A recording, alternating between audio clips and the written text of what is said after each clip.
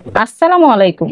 আসছে কুরবানি ঈদ। আর এই কুরবানি ঈদে সাধারণত গরুর ভুঁড়ি বা বট যেটা বলি না কেন পরিষ্কার করা ঝামেলা মনে করি। আজকে আমি তুড়ি মেরে ভুঁড়ি পরিষ্কার করে দেখাবো। সহজ ভাষায় যাকে বলে খুব দ্রুত সময়ে ভুঁড়ি পরিষ্কার করা। এভাবে ভুঁড়ি পরিষ্কার করলে ঝামেলা মনে হয় না। ভুঁড়ি পরিষ্কার করা ভালো লাগলে লাইক, কমেন্ট, শেয়ার করবেন। চ্যানেলটা সাবস্ক্রাইব করা না থাকলে প্লিজ চ্যানেলটা সাবস্ক্রাইব করে পাশের বেল আইকনটি প্রেস করে রাখবেন। তাহলে নতুন রান্না আপলোড করার সাথে সাথে নোটিফিকেশন চলে যাবে। আর ফেসবুক থেকে দেখলে পেজটি ফলো করে রাখবেন। আমি চুলার উপর একটা কড়াইয়ে পানি নিয়ে নিয়েছি, এখন ঢাকনা দিয়ে ঢেকে দিলাম পানিটা ফোটার জন্য। আর এটা আমি বাজার থেকে 2 কেজি বট নিয়েছি, মোটা পাতলা মিলিয়ে যেন আপনাদের দেখা সুবিধা হয়। আমি এখন বটগুলাকে ভালোভাবে ধুয়ে নিচ্ছি। আর আমি কিন্তু পানিটা ফোটা পর্যন্ত অপেক্ষা আছি। পানিটা ফুটতে ফুটতে আমার এদিকে পরিষ্কার করা হয়ে যাবে। আর যে নারীর মতো ভুঁড়িটা নিয়েছি এভাবে আঙ্গুল দিয়ে ঢুকে কেটে নিবেন, তাহলে আপনার ভিতরের ময়লাগুলো খুব সহজে পরিষ্কার করা যাবে। আমি এরকম একটা জালির ওপর বটগুলা উঠিয়ে নিচ্ছি।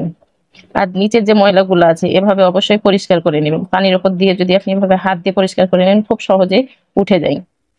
আমি এভাবে বটগুলাকে খুব সহজে পরিষ্কার করে নিব। আর যেহেতু বটে প্রচুর ময়লা থাকে, এই বট পরিষ্কার করা অনেকে ঝামেলা মনে করে, আর আসলে এটা ঝামেলার কাজ, কিন্তু যদি আমরা এভাবে করি তাহলে কিন্তু খুব সহজেই পরিষ্কার করা হয়ে যায়। আমি এভাবে বটগুলাকে ধুয়ে নিচ্ছি। আমি কিন্তু 2-3 বার এভাবে ধুয়ে নেবো। যতক্ষণ পানি পরিষ্কার না আসে অবশ্যই এভাবে বটটাকে ধুয়ে নেবেন। আমার বটগুলা কিন্তু ধোয়া হয়ে গেছে। আমি এভাবে এখন ঝাঁকার উপর নিয়ে নিব, তাহলে এক্সট্রা পানিটা পড়ে যাবে। আর এভাবে কেচি দিয়ে ছোট ছোট করে কেটে নিব, তাহলে যখন বটটা পরিষ্কার করবেন তখন কিন্তু পরিষ্কার করা খুব ভালো হবে। আমি এভাবে ছোট ছোট করে কেটে নিচ্ছি। আর ততক্ষণে দেখেন আমার পানিটা ফুটে গেছে।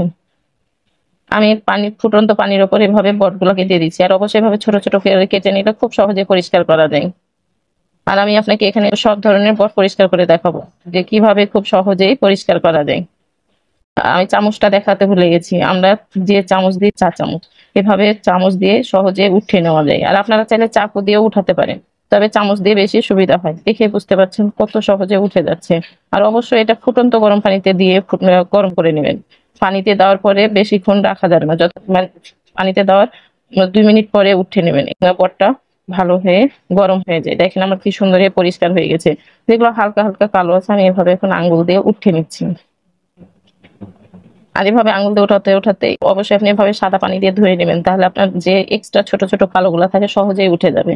আমি আরেকটা আপনাকে পরিষ্কার করে দেখাচ্ছি। এটা কিন্তু যেটা এক কথায় বলে সাতফত্তি, এটাও অনেকে খুব ঝামেলা মনে করেন, এজন্য কিন্তু আমি সহজেই দেখিয়ে দিচ্ছি। আমি এভাবে কিন্তু সব বটগুলো পরিষ্কার করে নিয়েছি সেম একই ভাবে। আর আপনারা যদি চামচ দিয়ে মাছের আঁশ উঠা আছে সেটা দিয়েও কিন্তু সহজে উঠা যায়। আমি চামচ দিয়ে এভাবে উঠিয়ে নিলাম। আর প্রতিটা পয়েন্ট গুলা দেখে দেখে নিচ্ছি। আমার দেখছেন কি সুন্দর করে বটগুলো পরিষ্কার করা হয়ে গেছে। এখন আমি দিয়ে দিব ভিনেগার। আমি একটু ভিনেগার দিয়ে দিলাম আর একটা লেবু কেটে নিয়েছি, এখন লেবুর রসটাকে দিয়ে দেবো। এটা দেওয়ার কারণ হচ্ছে বটের যে ময়লা, হালকা কোনো ময়লা থাকে তাহলে আপনার এই লেবু আর ভিনেগারের সাহায্যে উঠে যাবে। আমি লেবু আর ভিনেগার দেওয়ার পরে এভাবে একটু মাখিয়ে রেখে দিব। আমি আবারও সেই কড়াইয়ে আবার পানি দিয়ে ঢাকনা দিয়ে ঢেকে দিলাম। এখন এই বটগুলা যে আমি লেবু আর ভিনেগার দিয়ে ধুয়ে ভিজিয়ে রেখেছিলাম, এখন এগুলোকে ধুয়ে নিব। আর দেখে বুঝতে পারছেন কতটা সুন্দর হয়ে পরিষ্কার হয়েছে। আর এভাবে করলে কিন্তু খুব দ্রুত পরিষ্কার হয়ে যায়। আমার পানিটা ফুটে গেছে, দিয়ে দিলাম লবণ আর দিয়ে দিচ্ছি সামান্য হলুদ। আপনারা চাইলে হলুদটাকে অ্যাভয়েড করতে পারেন। ভুঁড়িগুলো এখন আমি সেগুলোকে দিয়ে দিচ্ছি। আর এই ভুঁড়ি দেওয়ার পরে কিন্তু অবশ্যই নেড়ে দিবেন, নাহলে নিচে ধরে যায়। আবারও ঢাকনা দিয়ে ঢেকে দিলাম। আমার ভুঁড়িগুলো ফুটে গেছে। আর যখন ফুটে যাবে তখন অবশ্যই 2 মিনিট ফুটিয়ে এরকম গামলাতে ঢেলে নেবেন। আর এটা ঠান্ডা হওয়ার পরে কাটতে হবে, কারণ এটার ভিতরেও কিন্তু প্রচুর ময়লা। আমি ভিনেগার মাখিয়ে রেখেছিলাম, লেবু মাখিয়ে রেখেছিলাম, সেটাকে ভালোভাবে আবারও ধুয়ে নিচ্ছি। আমি কিন্তু 2 বার ধুয়েছি যেন টক গন্ধটা চলে যায়। আর দেখে বুঝতে পারছেন বটটা কতটা সুন্দর হয়ে পরিষ্কার হয়েছে। অনেকে বট বলেন, অনেকে ভুঁড়ি বলেন। আমি আবারও দিচ্ছিলাম লবণ আর হলুদ। আমি কিন্তু হালকা পানি নিয়েছি, দেখে বুঝতে পারছেন। আমি সবগুলাকে ওদের কড়াইয়ে দিয়ে দিলাম। আমি এটা একটু ফুটিয়ে নিব। 5 মিনিট ফুটাতে হবে। এটা যদি ফুটিয়ে এভাবে কাটেন তাহলে কিন্তু খুব সহজেই কাটা যায়। আর যদি আপনি সেভাবে কাটেন তাহলে কিন্তু আপনার হাতে পিছলে পিছলে যাবে, সাইজও হবে না, আবার কাটা কষ্ট হয়ে যায়। আর অবশ্যই এভাবে ফুটিয়ে কাটলে পারে খুব সহজেই কাটা হয়ে যায়। আর ভুঁড়িগুলা ঢেলে রেখেছিলাম, আমি পানিতে হাত দিয়ে দেখলাম ঠান্ডা হয়ে গেছে, হালকা ঠান্ডা। তখন এভাবে বটি দিয়ে ময়লাগুলো উঠিয়ে নেবেন। আর আমার ময়লা ওঠা দেখে বুঝতে পারছেন মানে খুব সহজে ময়লাটা উঠে যায়। তখন এভাবে নিজের মতো করে শেপ করে কেটে নেবেন। আমি এভাবে এ শেপে কাটি তাই এভাবে কেটে নিলাম। আমি আবারও আরেকটা পরিষ্কার করে দেখাচ্ছি। অবশ্যই বটির ওপর নিয়ে এভাবে আপনারা টান দিয়ে ছিলে নেবেন, তাহলে দেখবেন সব ময়লাগুলা বের হয়ে চলে আসছে। আর যদি মনে করেন যে আপনারা চাকু দিয়ে করবেন, চাকু দিয়েও করতে পারেন, চাইলে চামচ দিয়েও করতে পারেন, তবে এটা বটি দিয়ে খুব সহজ হয়, খুব তাড়াতাড়িও হয়ে যায়। আমি এখন সবগুলাকে এভাবে কেটে নিচ্ছি।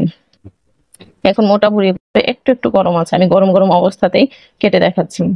আমি এভাবে সব শেপ অনুযায়ী কেটে নিলাম, আপনারা আপনাদের শেপে কেটে নিতে পারেন। আর যদি আমার এই শেপটা ভালো লাগে অবশ্যই আপনারা এই শেপে কেটে নেবেন।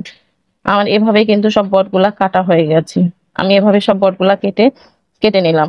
আর অবশ্যই বটটা কাটা যদি ভালো লাগে লাইক কমেন্ট শেয়ার করবেন, আর কমেন্ট করে জানাবেন কেমন হয়েছে। চ্যানেলটা সাবস্ক্রাইব করা না থাকলে প্লিজ চ্যানেলটা সাবস্ক্রাইব করবেন, আপনার একটা সাবস্ক্রাইব আমার জন্য অনেক মূল্যবান।